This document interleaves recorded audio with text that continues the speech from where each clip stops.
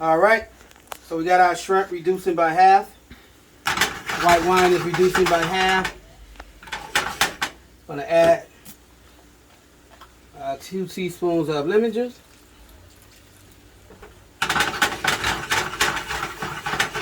Now that is nice and boiling, we want to now turn it off the flame. 1/4 teaspoon of crushed red pepper.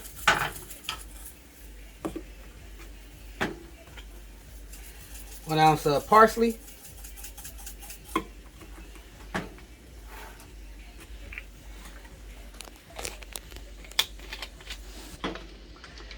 Then we want half a stick of butter.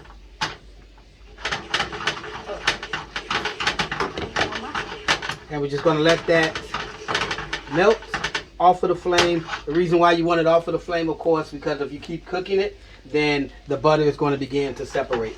And then your product is going to look all greasy. Still will taste good, but a whole different quality of taste.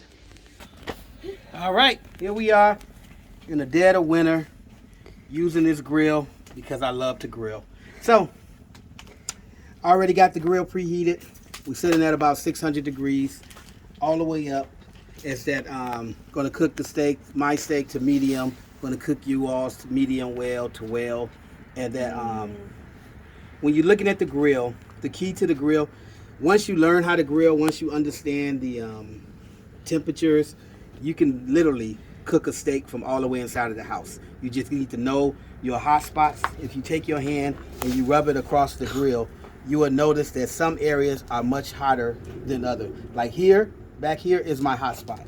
Up top, right here, those are my cool spots. So therefore, if I wanted to cook a medium, if I wanted to cook a rare or a medium rare or a medium steak, I would cook it back there. If I wanted to cook a medium well to well steak, I would cook it back here. The reason why is because you don't want the steak to be all burnt. If you put it back there, it'll be all burnt up by the time you get to be a well. But if you put it right here, then it'll slow cook for about 15 to 20 minutes.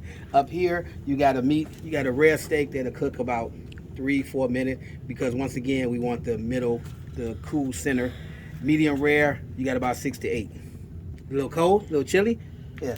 So, if you look at the grill, the way you make your grill marks is that you look at the grill like it's a clock. So here, 2 o'clock, here, 10 o'clock. So that's how we want to sit the meat down. 2 o'clock facing. Yeah, 10 o'clock facing. 2 o'clock facing. Doesn't matter which way you start out. Just make sure that when we turn it, we're just going to just flip it the other way. All right, we'll be right back. All right, we're back. You see we have a nice little flare up going on. The reason why you have the flare up that's going on is because of the fact that the fat that's dripped from the meat hits the flames, and that's what causes the flare up. So you always want to make sure you have a little squeeze bottom. A little quick little douse. We'll now make our first turn. How do we turn it? What's the time? What are the times? 10 o'clock and 2 o'clock. All right. Those 10 o'clock. It's actually 2 o'clock. So you're going to make our first turn.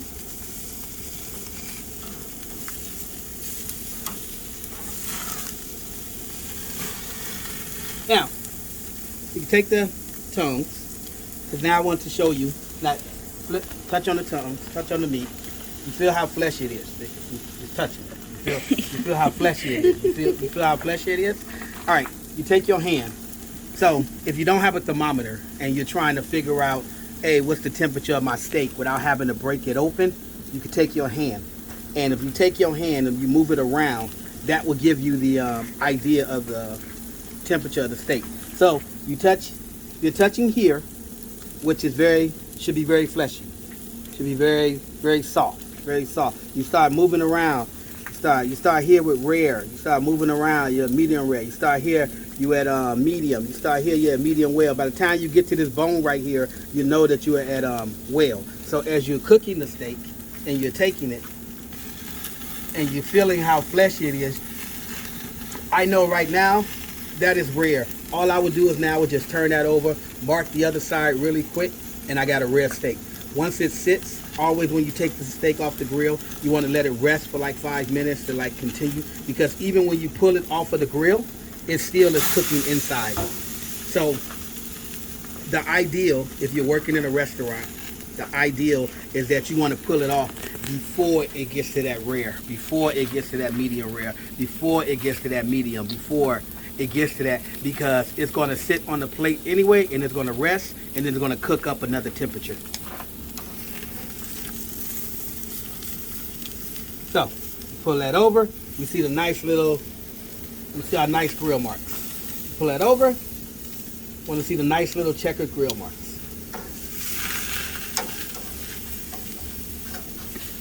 You turn it, and once you turn it, of course, you turn back always to 10 and 2. Nice grill marks. And as you can see, how this side has already charred up around the size of the meat. Why? Because once again, this is the hottest part of the grill. You see how this one, you can see these are more defined grill marks because this one is cooking slowly. All right. All right, here we are. We're back, still freezing off inside of the 17-degree winter in Chicago. But hey, those steaks is looking pretty damn good. So,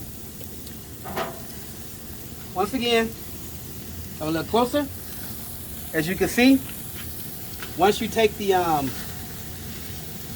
tongues across the steak, you can then definitely feel the difference in a cooked steak and judging the temperature.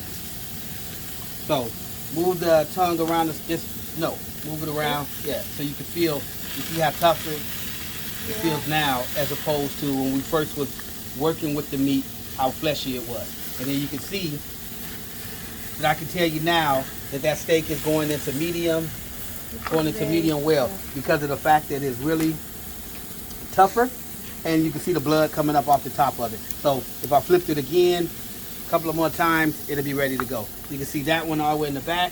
It's right where I want it to be at a nice medium steak. Here, so you can feel the difference.